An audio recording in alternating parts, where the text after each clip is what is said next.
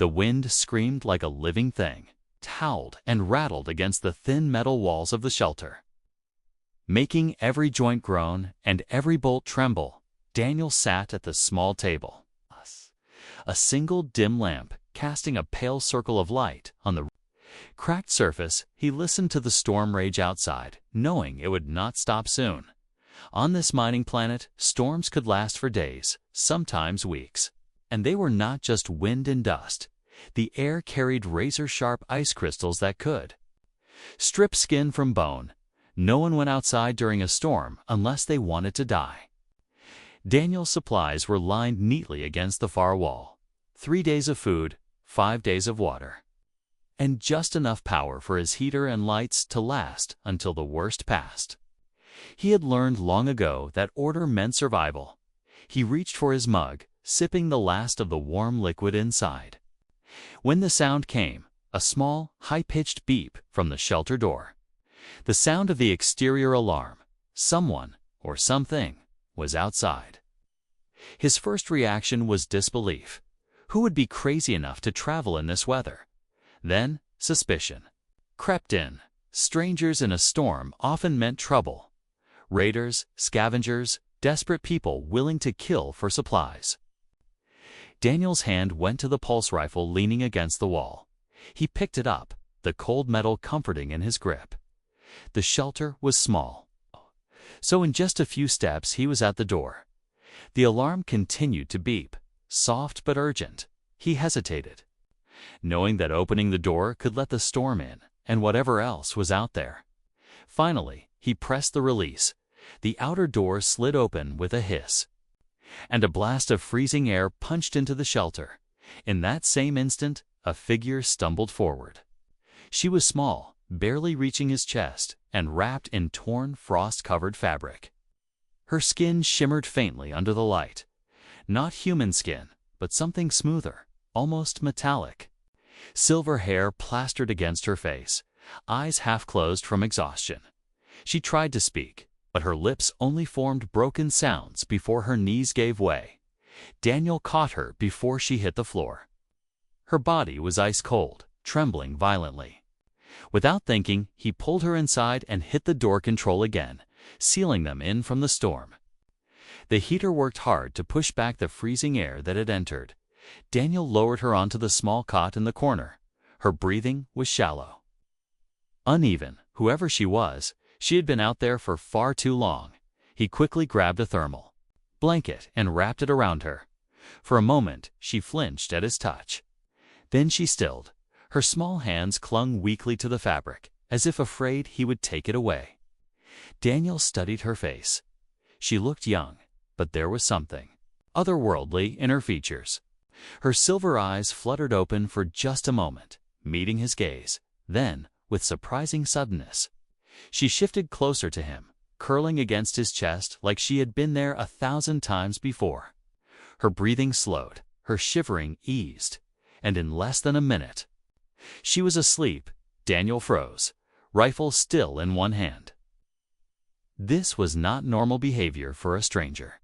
It was not fear that made her curl against him. It was something else. Something almost like recognition, but they had never met before. He glanced at the door. No signs of pursuit, yet, still, the storm outside could hide anything.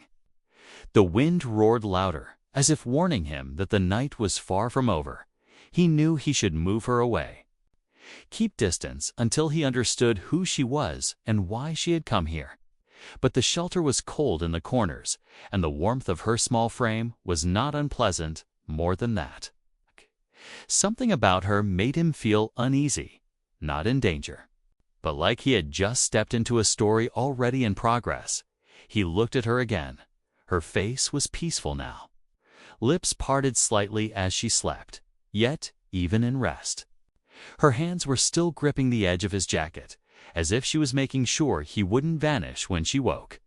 Daniel leaned back against the wall, the rifle resting across his knees. He could hear the heater humming, the storm shrieking, and her soft breathing all at once. Somewhere out there, beyond the walls, was the reason she had come.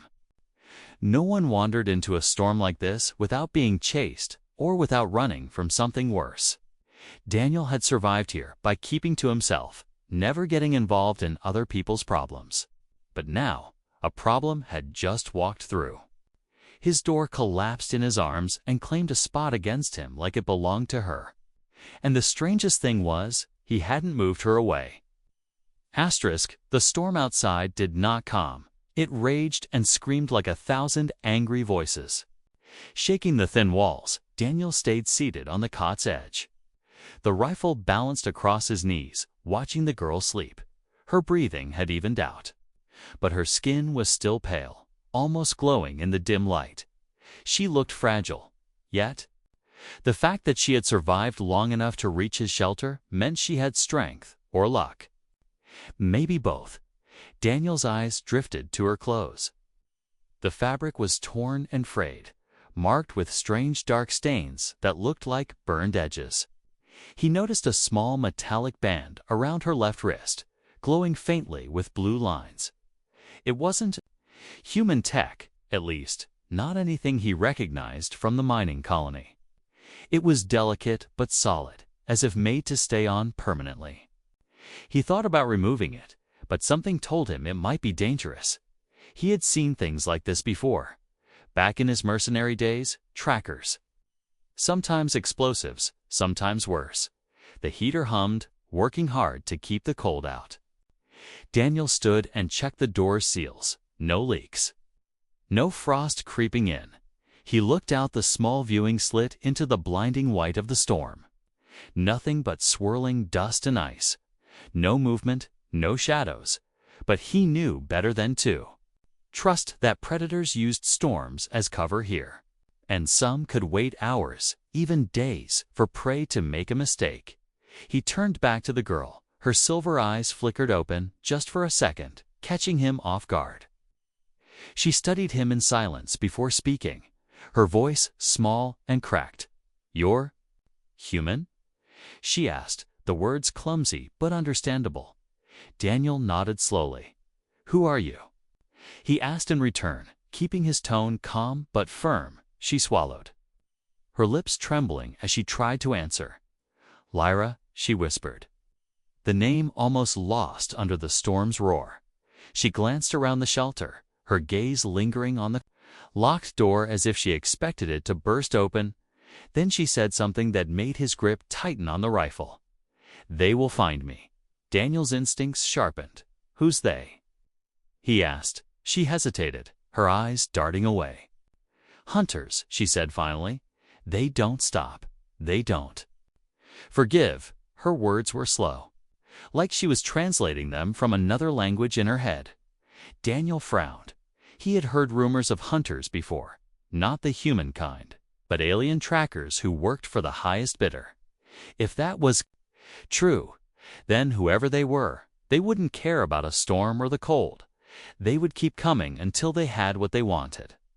Lyra shifted slightly, pulling the blanket tighter around herself. Her body language was strange. She looked frightened, but also stubborn, like she had been running for so long that fear had become part of her. Her silver eyes lifted to meet his again. "You won't give me to them, right?" she asked softly.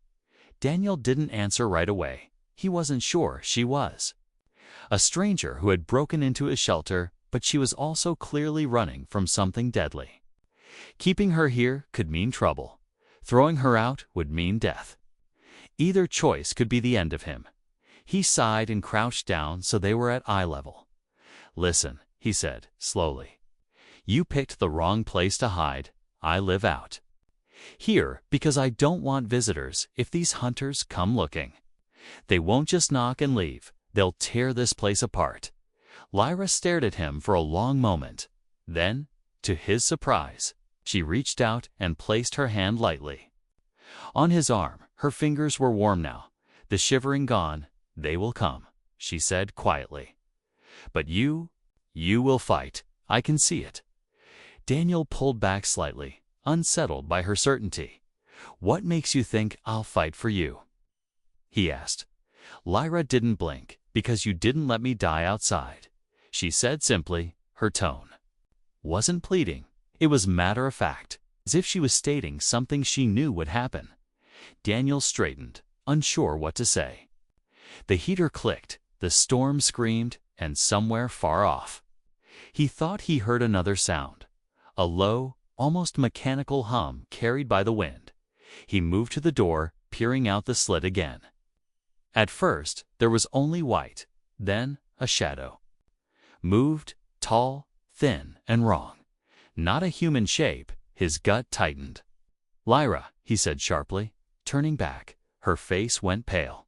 "They're here," she whispered. She curled up tighter on the cot, pulling the blanket around herself like armor. Daniel's hand tightened on the rifle.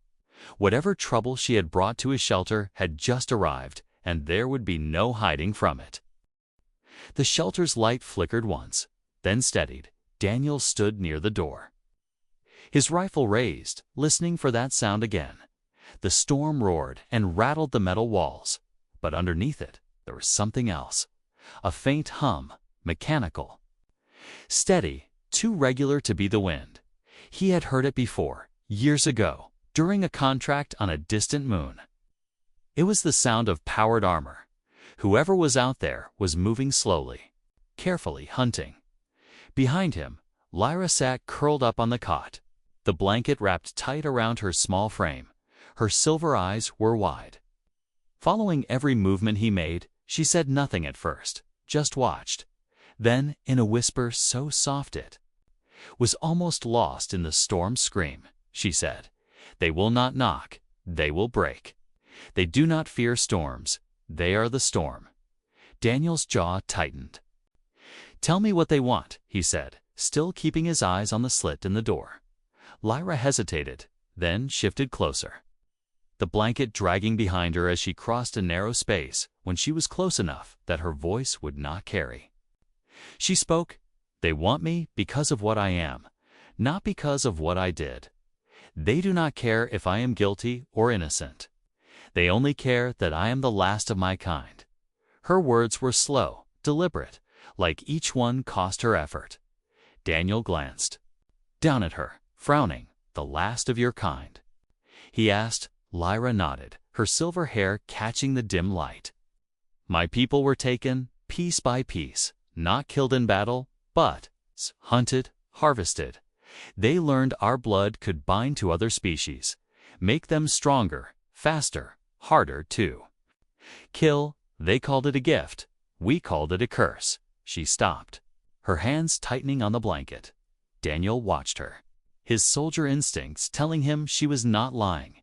He had seen enough cruelty in the galaxy to know people would kill for less, so these hunters. "They're after your blood?" he asked. Lyra's gaze dropped to the floor. "They will not stop until they have it. They will take me alive if they can. Dead if they must, but they will not leave without me." The shelter lights flickered again. This time longer. The heater gave a small groan, then clicked off for a moment before humming back to life. Daniel knew what that meant. Something outside was interfering with the power. Probably deliberate. The hunters wanted them cold. Wanted them scared. Lyra leaned closer, her voice barely audible. "They can hear us if we are too loud. They smell my scent even through walls. We must be quiet." Daniel shifted the rifle in his grip. "Quiet doesn't stop them when they start." "Cutting through the door," he said. Lyra didn't argue. She just pulled the blanket over her head. Like a child hiding from a nightmare, Daniel crouched beside the door, checking the locking mechanism. The storm's roar made it hard to hear anything else, but now and then, he caught the faint sound of something scraping against metal. Not claws tools. They were testing the walls, searching for weak points. Minutes dragged by, each one slower than the last. Lyra didn't move, but Daniel could hear her breathing, fast but steady. He thought she might be crying under the blanket. But when she finally spoke, her voice was calm.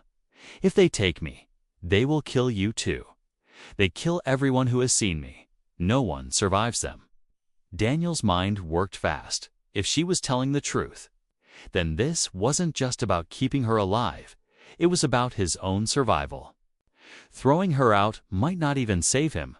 Once they knew he had spoken to her, he was a target too. That left one choice: fight.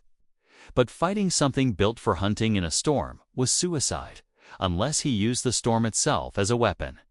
He looked back at Lyra. "You said you're the last of your kind. Why were you out in the storm? You could have hidden anywhere. Why risk dying out there?" She pulled the blanket down just enough for her eyes to show. "Because I was running from them, and the storm is the only thing they fear." Daniel frowned. "They're out there now," he said. "Yes," she whispered. "But the storm slows them. It gives us a little time, not much." The light above them flickered again, then went out completely. The shelter was thrown into total darkness. Only the sound of the storm remained, and the faint, steady hum of the hunter's armor outside. Daniel felt movement beside him. Lyra's small hand found his arm. Gripping tightly, her voice came. In the dark, low and certain. "They are here." The darkness inside the shelter felt heavy. It wasn't just the absence of light. It was the knowledge that something was out there. Closing in, Daniel's hand tightened around the rifle, his finger brushing the trigger guard. Beside him, Lyra stayed close, her small hand still gripping his arm. Her breathing was slow, deliberate, as if she was forcing herself not to panic. Then came the first sound. A sharp metallic tap against the door. Not a knock, a test. The kind of sound made by someone measuring thickness. Daniel's jaw clenched. He had done this himself on infiltration jobs. The next sound was deeper, a low hum that vibrated through the metal walls. They were scanning, mapping the interior. They would know exactly where the two of them were standing. Lyra whispered something in her own language, short, quick, almost like a prayer. Daniel didn't ask what it meant. He could guess. Another sound followed, this one sharper. A hiss of energy as something hot touched the door. Through the small viewing slit, he saw a faint glow begin to spread across the outer panel. They were cutting their way in. Daniel stepped back, raising the rifle. The air inside the shelter grew warmer near the door as the metal heated. Lyra's silver eyes reflected the glow. "They will not stop," she whispered. Daniel didn't answer. He already knew that. The glow brightened, the cut forming a wide circle. He had seconds before the panel fell inward. The wind outside howled louder, forcing dust and ice through the small gaps in the frame. Daniel knew the storm was his only advantage. If he could time his attack with the wind's fury, he might catch them off guard. He switched the rifle setting to burst fire and kept it aimed at the center of the glowing circle. The cutting sound stopped, replaced by silence, then a crash. The circular panel slammed inward, clanging against the floor. A blast of frozen air roared into the shelter, carrying swirling ice and dust. Through the hole stepped a tall figure, armored head to toe, the surface of its suit shining with frost. The hunter's helmet had no visible eyes, only a smooth black visor that reflected the dim light. Its movements were slow but deliberate, as if it had all the time in the world behind it. Daniel caught sight of another shadow. Then another. 3 in total. Lyra's hand tightened on his sleeve until her knuckles turned white. Daniel didn't. "Wait," he fired. The rifle's bursts hit the lead hunter square in the chest, sending it staggering back into the storm. The other two moved instantly. Splitting to either side of the opening, one reached inside, its clawed hand swiping at Daniel's head. He ducked, firing again. The shot hit the arm, but the armor absorbed most of the impact. The hunters didn't speak, didn't shout. They moved like machines. One of them stepped fully into the shelter, its presence filling the small space. Daniel backed up, feeling the cot against the back of his legs. Lyra was still there, but she had shifted behind him, keeping out of reach. The hunter raised its weapon, a long staff that hummed with an electric charge, and swung. Daniel barely dodged, the staff grazing his shoulder and sending a jolt. Through his arm, he bit back a curse and fired point blank. The burst hit the hunter's helmet, cracking the black visor. It reeled back, sparks flickering across its faceplate for a moment. Daniel thought he had the upper hand. Then the third hunter moved, didn't enter through the hole. It climbed up the outer wall, and a moment later, the roof shook as something heavy landed on it. Metal groaned. They were trying to come in from above. Daniel knew the roof wouldn't hold. He glanced at Lyra. "We can't stay here," he said. She nodded once, her expression grim. "They will follow," she warned. "Then we make it costly for them." Daniel replied. He moved toward the storage crates near the back. Inside one was a small charge pack, not military grade, but powerful enough to damage the shelter's interior if placed right. He yanked it free, armed it, and tossed it toward the door. The hunters didn't react. They didn't see it as a threat. Big mistake. Daniel grabbed Lyra's arm, pulling her toward the rear hatch. The moment they were halfway through, he hit the remote trigger. The blast was deafening inside the small space. The doorframe blew outward, sending shards of metal into the storm. One hunter was thrown clear, tumbling across the ice before vanishing into the white. The other two staggered, their armors scorched and cracked. Daniel didn't wait to see if they recovered. He shoved the hatch open, and the storm swallowed them instantly. The cold hit like a wall, stealing breath and numbing skin, but it was better than staying inside with the hunters. Behind them, the shelter burned in the cold wind. The orange glow of fire quickly swallowed by swirling frost. Lyra's voice came through the storm, low but steady. "They will come again," she said. Daniel tightened his grip on her arm. "Then we keep moving," he answered. "Somewhere." In the white blur ahead, the land dropped into a maze of canyons. If they could reach it before the hunters regrouped, they might have a chance. The storm swallowed them whole. Snow and ice tore across the land, carried by a wind that felt strong enough to strip flesh from bone. Daniel kept one hand on his rifle and the other gripping Lyra's arm, pulling her forward through the blinding white. He couldn't see more than a few steps ahead, and every direction looked the same. But he knew if they kept moving in a straight line, they would eventually reach the canyons. The canyons would give them cover if they survived long enough to get there. Lyra stumbled on a patch of hidden ice. Daniel caught her, pulling her back to her feet. Her face was pale, her silver hair plastered to her head by frozen moisture. She didn't complain, didn't slow down, but he could feel the tremor in her body from the cold. They were already burning energy too fast, and in this storm, exhaustion could kill faster than the hunters' weapons. A sound rose above the wind. A low mechanical hum.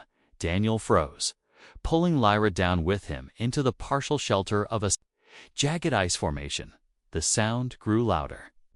And then a dark shape emerged from the white. One of the hunters, the one with the cracked visor from earlier, moving slowly, scanning. Its black armor was streaked with frost. But it didn't seem to feel the cold. It carried its humming staff low, the tip glowing faintly blue. Daniel kept his breathing quiet. Aiming the rifle, the hunter stopped, turning its head in their direction. Lyra gripped his sleeve, her lips barely moving as she whispered, "It smells me." Daniel fired. The burst of energy slammed into the hunter's chest, forcing it back a step, but instead of retreating, it lunged. The staff cut through the air, slicing the ice formation they were hiding behind in half. Daniel pulled Lyra back, firing again. The second burst hit the hunter's shoulder, blowing a piece of armor loose. Sparks spat into the wind. The hunter didn't slow. It was relentless, stepping through the storm as if it owned the world. Daniel knew they couldn't win a straight fight here. The wind stole too much aim. The cold numbed his fingers. He grabbed Lyra's arm and broke into a run. The hunter followed immediately, its heavy steps pounding against the ice. The storm was both friend and enemy.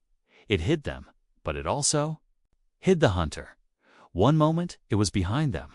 The next, it was gone from sight. Lyra's breathing was ragged now, but she kept running. Daniel's eyes scanned ahead, searching for any sign of the canyons. Then he saw it, a dark line cutting. Across the white horizon, they were close. If they could reach the edge, they could use the narrow walls to force the hunter into close quarters. The hum of the staff grew louder again. Daniel glanced back. The hunter was closer than he thought. It raised its weapon. Daniel shoved Lyra ahead just as the staff discharged. A bolt of blue lightning ripped through the air, striking the ground where they had been a second before. The blast sent shards of ice flying, one cutting across Daniel's cheek. The sting of the wound barely registered. Adrenaline had taken over. They reached the canyon edge. The drop wasn't far, but the slope was steep and slick with ice. Daniel didn't hesitate. He slid down first, rifle in one hand, using his free hand to steady himself. Lyra followed. Nearly losing her footing halfway down, Daniel caught her arm and pulled her the rest of the way. The walls here were high. The wind still howled above, but the air felt slightly calmer. For a moment, it seemed they had escaped. That hope lasted 3 heartbeats. The hunter dropped into the canyon after them, landing heavily. The impact shook the ground. Daniel fired again, aiming for the cracked visor. This time, the shot struck. True, shattering the black glass completely, the hunter staggered, its face now exposed to the icy air. What Daniel saw beneath the visor was not human, pale. Almost translucent skin stretched tight over sharp bones, eyes like black glass. It let out a low, unnatural hiss, then charged. Daniel stepped aside at the last second, letting the hunter's momentum carry it forward. It crashed into the wall, chunks of ice breaking free. Daniel fired at its back, the shot sending a burst of energy through. The cracks in its armor, the hunter stumbled, one knee hitting the ground. Lyra moved forward suddenly, her small hands curling into fists. Daniel almost shouted for her to stay back, but then he saw the faint glow in her palms. She slammed them against the hunter's exposed skin. There was a flash of light, and the creature let out a sharp, guttural scream. It flung her back with surprising force. But she landed on her feet. The hunter swayed, then fell to one side, unmoving. Daniel stared at her. "What did you just do?" he demanded. Lyra's breath came fast, her eyes brighter than before. "I gave it the gift it wanted," she said quietly. "Only too much of it." Before Daniel could ask what that meant, the sound came again. Another hum, deeper this time, echoing from above. He looked up to see 2 more shadows moving along the canyon rim. The first attack wasn't over. It had only just begun. Daniel's boots crunched in the snow and ice as he backed away from the fallen hunter. Steam curled from the cracks in its armor where Lyra's hands had touched it. The pale creature inside lay still, its black, glassy eyes staring blankly. At the sky, Lyra stood a few steps away, her shoulders rising and falling fast. Her breath visible in the cold air, her small frame looked even smaller in the canyon's shadow. But there was a strange energy about her now. It wasn't fear. It wasn't relief. It was something Daniel couldn't name. Above them, the storm howled across the canyon rim. 2 more hunters moved in the white blur above, their black armor faintly glowing where energy lines pulsed along their limbs. They were tracking, not rushing, waiting for the right moment. Daniel knew they'd drop down as soon as they found the angle. He needed answers before that happened. He turned to Lyra, his voice sharp. "What did you do to it?" Lyra's silver eyes flicked to his, then away. "I gave it the thing it wanted most," she said softly. "My blood, my energy, my gift." Daniel frowned. "You mean you poisoned it?" Lyra shook her head. "No, I gave it too much. My blood is meant to make others stronger.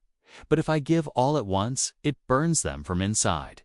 Daniel's grip tightened on his rifle. Why would your blood make anyone stronger? Her gaze went distant, her voice quieter. My people.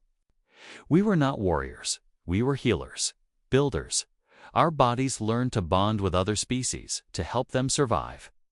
But that bond became a weapon when the wrong ones found out. The hunters work for them, the ones who paid to have us taken. She touched the metallic band on her wrist.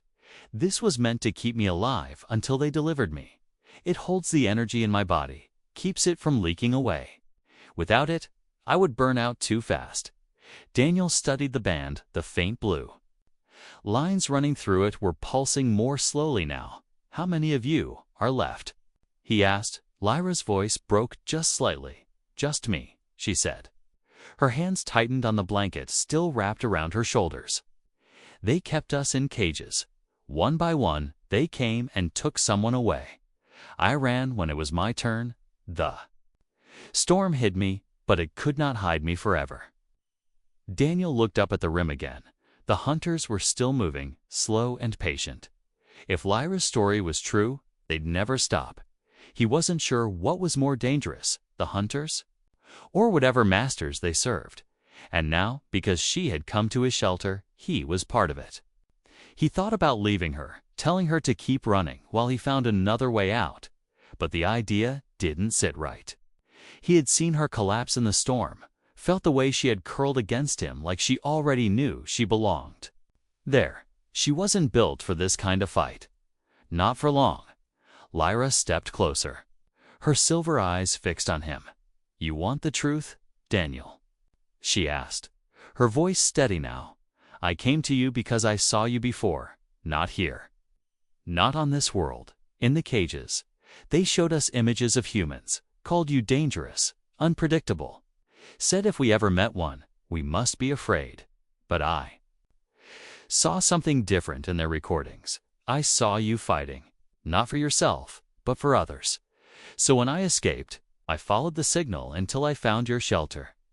Daniel stared at her. You've been tracking me? Yes, she said, without hesitation. You were the only one I thought might not give me back. Her words hit harder than he expected. He had lived alone for years, keeping his distance from everyone. Now this small alien girl had not only found him but somehow decided he was worth trusting with her life. The sound above changed. The hunters had stopped pacing. They were preparing to drop. Daniel looked at Lyra. If they take you, they kill me too, right? Lyra nodded. They always kill witnesses. Daniel gave a grim smile. Then, I guess I'm stuck with you. Lyra tilted her head, confused. That means you will fight. Daniel chambered a fresh round into his rifle. That means we're not dying in this canyon. The first hunter dropped, its heavy frame slamming into the snow a few meters away. The second stayed above, watching. Daniel stepped in front of Lyra, raising the rifle.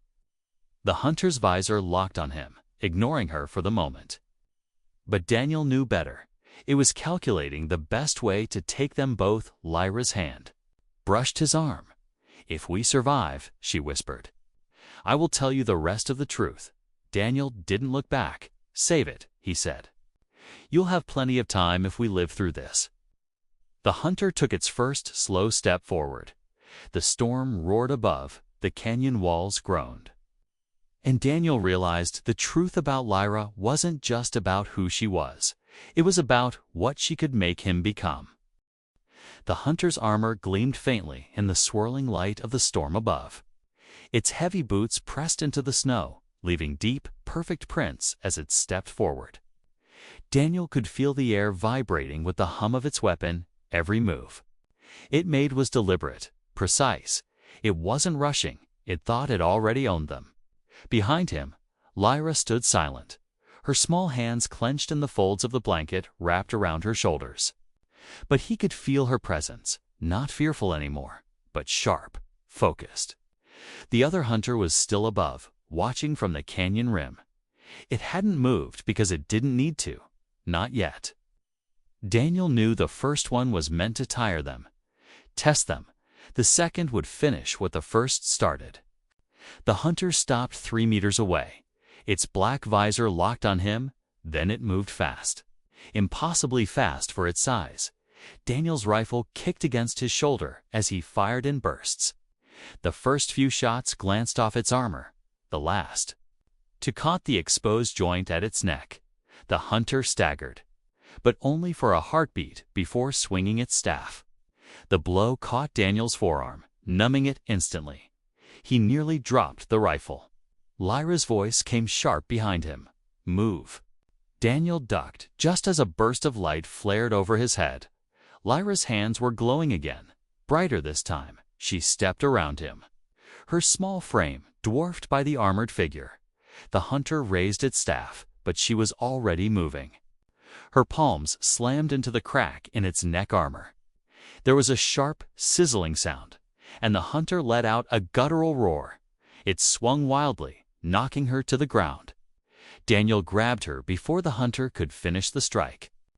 Pulling her out of reach, the hunter stepped forward again, slower now. Steam curled from the crack in its armor. Daniel switched to single shots, aiming for the same weak point Lyra had struck. Each shot drove it back a step until it planted. Its staff in the snow, it tilted its head slightly, as if listening to something. Then Daniel understood the second hunter was moving.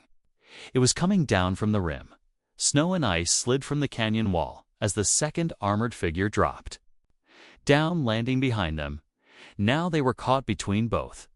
Daniel's mind raced. They couldn't win a fight on two sides. He pulled Lyra close, his voice low. "We split them," he said. Lyra's silver eyes widened. "They will follow me," she whispered. "Good," Daniel replied. "That's what I need." The first hunter stepped forward. The second closed. In from behind, Daniel fired at the one in front while pulling Lyra toward the canyon wall at the last moment. He shoved her through a narrow gap between two jagged ice formations. "Go," he shouted. The first hunter turned toward her instantly, charging after her. Daniel turned to face the second alone. This one moved differently, smoother, quieter. It carried no staff, just two curved blades that gleamed even in the dim light. Daniel fired, but it deflected the shots with terrifying speed. It closed the distance in seconds, swinging one blade toward his neck. Daniel blocked with the rifle, the impact jarring his arms. He kicked forward, catching the hunter in the knee. "Joint," it stumbled, giving him just enough space to fire point blank at its chest. The shot cracked the armor, but didn't stop it. Up ahead, Lyra's voice echoed faintly, not in fear, but in anger. Daniel risked a glance and saw flashes of light through the storm. She was using her gift again. The first hunter tried to grab her, but she moved faster than before. Her hand struck its armor again and again, each time sending a burst of light into the cracks. Daniel's fight became desperate. The second hunter was relentless. He knew he had to end it now or neither of them would survive. He let the next blade swing come closer than it should. At the last instant, he stepped aside, twisting the rifle and jamming the barrel into the gap between its chest plates. He pulled the trigger. The shot tore through the weak point. The hunter froze, then collapsed forward into the snow. Daniel turned toward Lyra. She was on her knees, her hands pressed into the chest of the first hunter. The glow from her palms was almost blinding now. Her face was pale, her breath shallow. The hunter beneath her convulsed once, twice, then went still. The light in her hands faded, and she slumped forward. Daniel caught her before she hit the snow. "You're burning yourself out," he said, his voice tight. Lyra's eyes fluttered open. "It was the only way," she whispered. The storm above howled louder, as if sensing the fight was over. Daniel looked at the two fallen hunters. They wouldn't be the last, Lyra had said. They never stopped. But for now, they had a chance. He lifted her into his arms. "Where you go, I go," she murmured, barely awake. Daniel glanced up at the rim of the canyon. the storm still raged, hiding them for now. He started walking, the weight of her light in his arms. They were alive, and in this galaxy, that was victory enough for today.